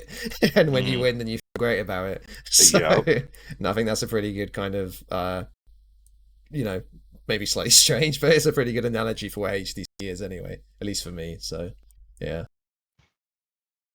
Legion, did you have anything that you particularly love or would call out for HTC of what you find?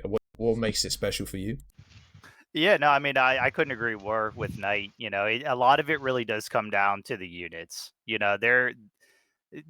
The cohesiveness of some of the units playing together in this event is really unmatched in a lot of other places, and we play other events together too. A lot of us play in a lot of the same events, so it's fun. But there's a lot of detail put into the campaign. There's a lot of effort put into it, and as you said, Parker, it's fun to have the ups and downs. It's fun to go out there and execute a strategy with your side. And it's done so well. You're just so hyped up. In turn, it's also like, to have an excellent strategy executed against your side, sometimes you got to be like, well, shit, I didn't see that one coming. That was impressive.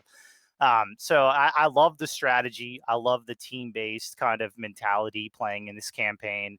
And I really do. I mean, it's like the major leagues, it's top notch with when there are issues, and sometimes people, we're not working well with this or whatever. But when everybody is firing on all cylinders and you execute something, I've had moments like that. Those moments I talk about being, the most exciting moments for me in the game.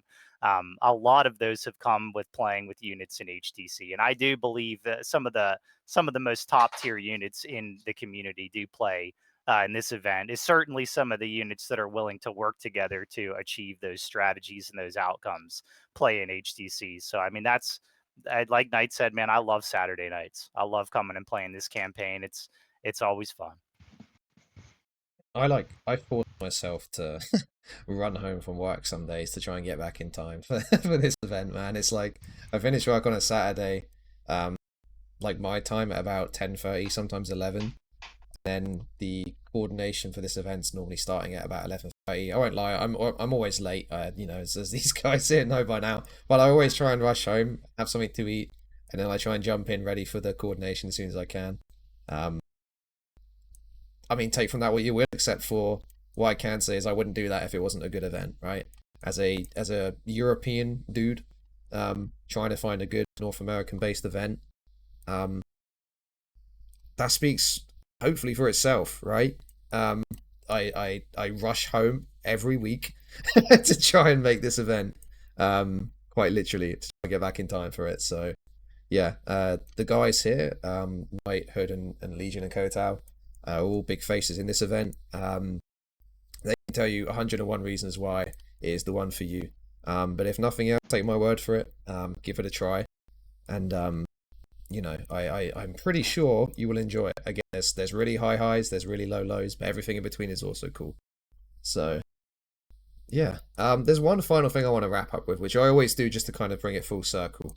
Especially right now, the game's on sale. It's a great price. It's half price. If you're watching this, buy it. Enlist in the unit. There's going to be a whole bunch of unit links below for the guys that are here. Consider joining one of them.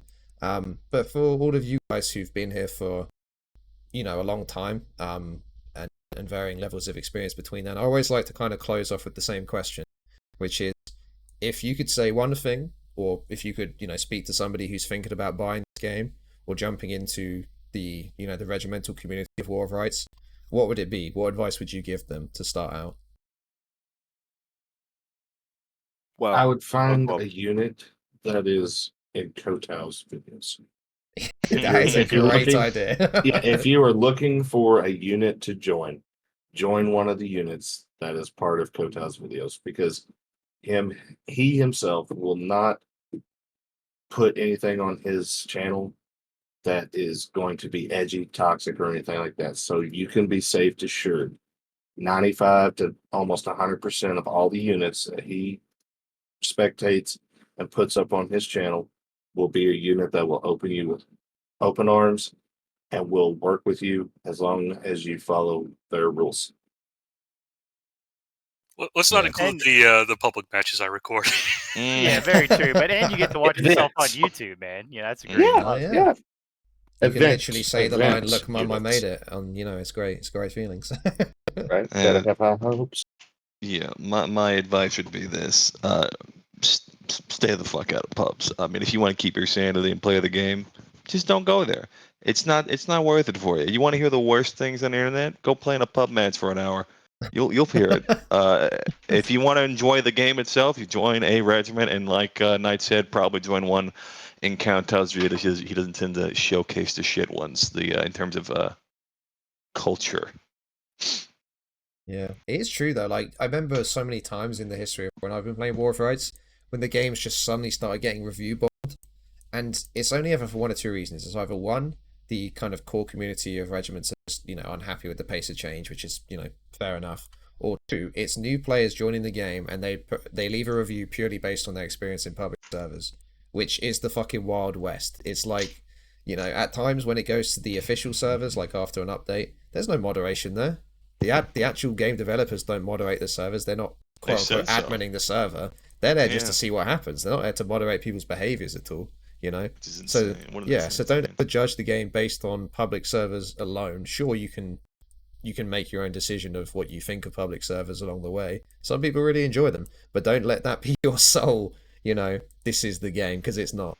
In fact, it's probably the smallest part of the game, to be quite honest. It really is, yeah. It really is not what the game is, and not what's keeping this game alive. It's the organized regiment community, and as much as the devs try to deny that, they tend to keep realizing that is the unassailable truth.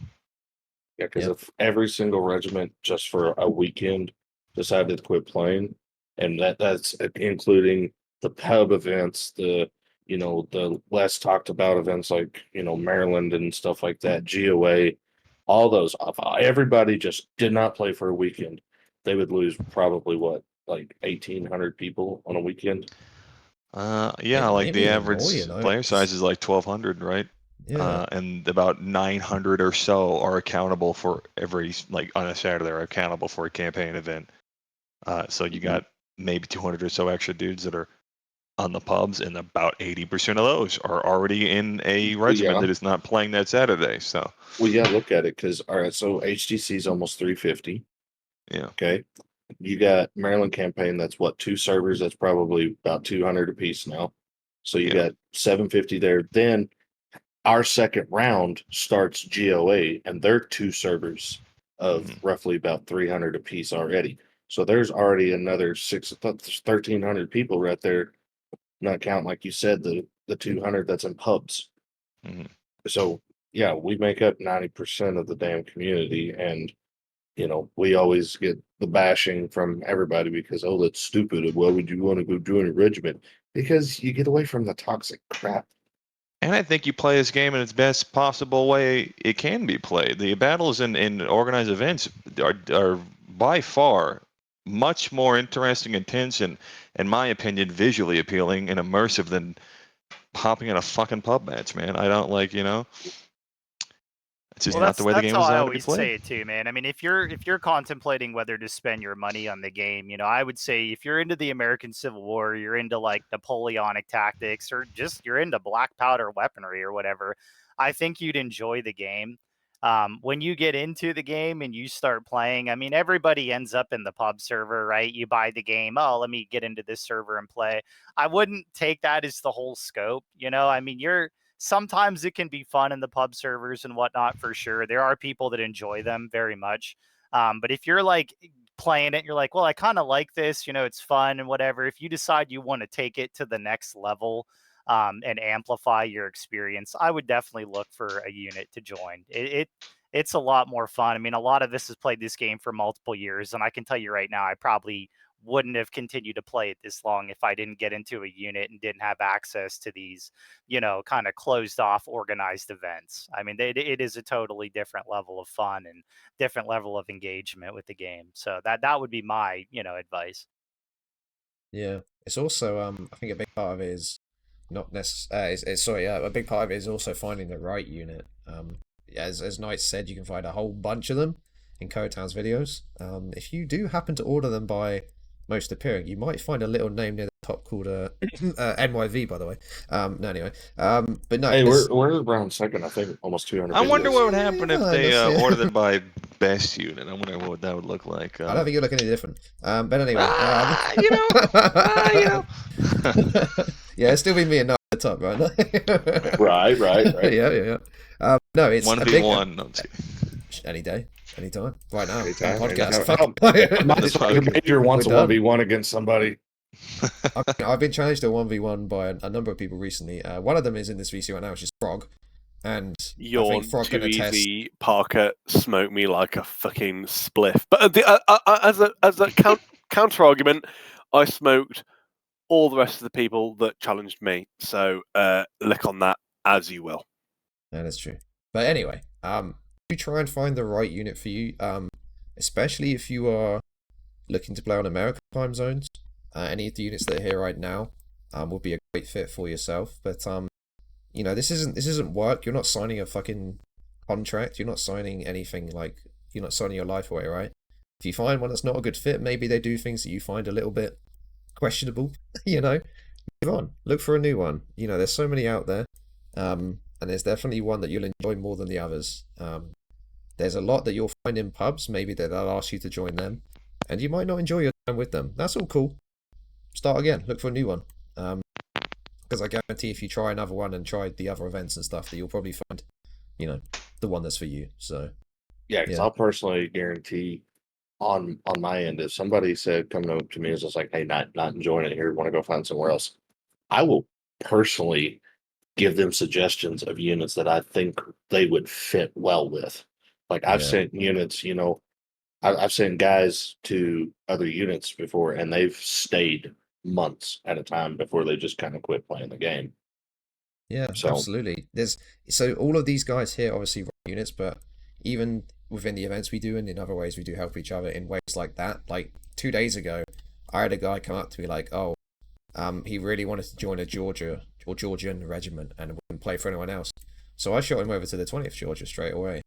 And like he joined there and he loves it there. He was like, this is amazing. And I was like, well, yeah, they're a great bunch. I'm not surprised, you know. Killer and Jumbo or good. Yeah. Fun dudes, man. Or like a French guy comes along and I'm like, hey, the LFL, you go join them. You'll be with a line of 40 French dudes all screaming Vive la France. Like, are you not going to enjoy yourself? Like, come on. Right. You know, like, you know, there's a regiment for you, whether it's a cultural like group, you know, like the LFL or like the German Corps, groups like that. Or there's a group that will match your kind of play style and interests and things like that too. So yeah, definitely have a look around. Well, that's the thing at the end of the day, isn't it? Like when you like have different regiments that are different nationality based, like we've had various different people. Hiccups, sorry, my It apologies. was a ribbit, to be honest. But okay. Ribbit, lift on that for the men. At the end of the day, like if I have someone that joins the regiment that's like, I don't know, from Russia, I'll be like, DB is probably the best shout here. We don't have any Russian people here, and I don't want you to feel like you're left out. Go over there. Like it's one of those, like we're not completely exclusive, like absolutely not. You've joined our regiment, you have to be fucking committed. Like no, it's a community at the end of the day. We're gonna play with you at the end of the day, no matter what. So, you know, if you're enjoying the game, we're enjoying the game. So if someone joins the community, it's not just like competitive nature with recruits. We're competitive in games if we're opposition. We are compatriots if we're on the same team. But at the end of the day, when we finish the game, we're all friends. Like if, for example, I'm sure if NYV played against Hood and Hood smashed us or we smashed Hood,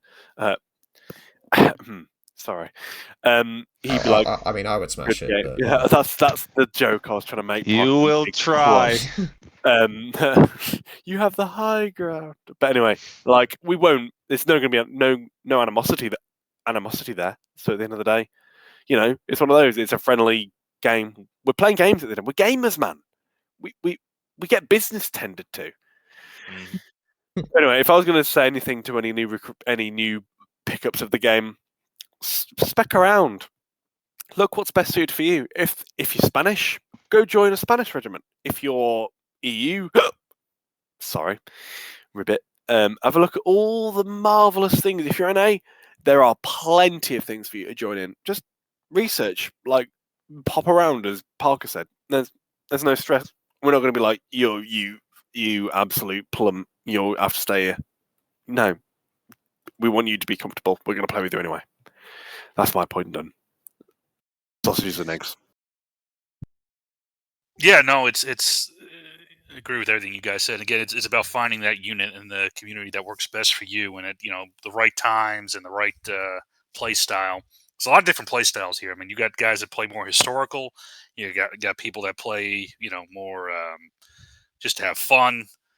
Mixture of both. For me, what keeps me watching um,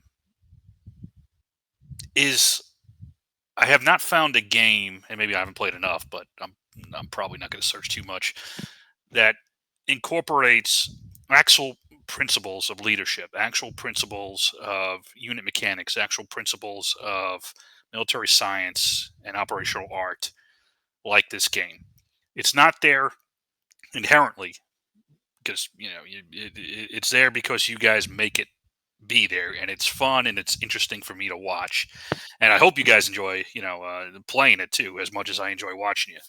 But there's really not another game out there like this, and I just wish it was a little bit more I guess you would say transparent on how and define these aspects of the game, and because I think it could really be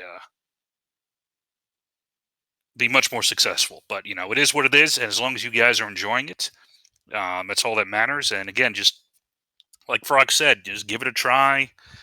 If that sounds interesting to you, there's other games if you want more kind of just running around. But if you want to play a strategic game that requires cooperation, leadership, initiative, it's war rights. And I think HDC is really amps it up, especially on the leadership, the initiative, and the tactics that are required to succeed. So, yep, that's all I got. Yeah, that's a great way to bring it full circle as well. HTC is definitely, I think, tested kind of my, I guess, knowledge, competency in the game more than many other events has. It requires me as like a guy who plays mostly, or well, actually no, not mostly on European side anymore, but kind of half and half across the European, North American side. It's probably the event that forces me to adapt, adjust my, play style and abilities more than any other event, which is a very good thing, being pushed a bit outside your comfort zone. I think some days, like when I play like European side, like maybe like a UEC event or a HRE, I could always go into like autopilot. Like, kind of like what Knight was saying earlier about when he lands in like a UEC event and he only has to put like his foot like 20% on the gas, HTC, you can't take your foot off. You take your foot off the gas and, well, you're getting fucking blindsided by a 20-ton lorry or some shit, I don't know. But it's a great event. There's a lot of good regiments to play in it, as the guys here have said. And if you are a new player looking to join the game, well, firstly, get it, and secondly, consider joining maybe one of the regiments you see before you right now, all of which I will link in the description below. Give them a try, and hopefully we'll see you in one of the events sometime soon. So yeah, I think that's a wonderful, what a pretty little cliche note to end on, hey? No, in all seriousness, thanks you guys for coming down. I hope you enjoyed it. For Knighthood and Legion and Kotow for your first time, and Frog for, I guess, coming along again. Yawn, too easy, yawn, ribbit, custard and cream, custard and whatever it is, ribbit, sausages and eggs, There you go. What in the fuck? Comment, and subscribe. Get Parker up there. Smash that like button. Hit that bell. No. We don't do that here. We do that on Kotow's channel. Go over to Kotow's channel right now and hit refresh about 5 times on his latest video. All right. Anyway, thanks for all for coming, boys and girls and everybody in between. There'll be a link also to the HDC in the description too. If anybody's in a regiment perhaps and wants to participate, as we were saying earlier, now that we have an extra bit on the server size, and if your unit is of a good competent quality that wants to cooperate with some big hitters in an event, then maybe join and maybe ask him about it. But yeah, again, thanks to everybody here. It was great having a chat and catching up with everybody. And we'll see you on the next episode, or maybe in game sometime soon. So have a good night, and have a good 4th of July as well, because I believe by the time this goes out, it will, well, you've probably already had a good 4th of July, but nevertheless. There you go. So thanks everybody, and have a good evening.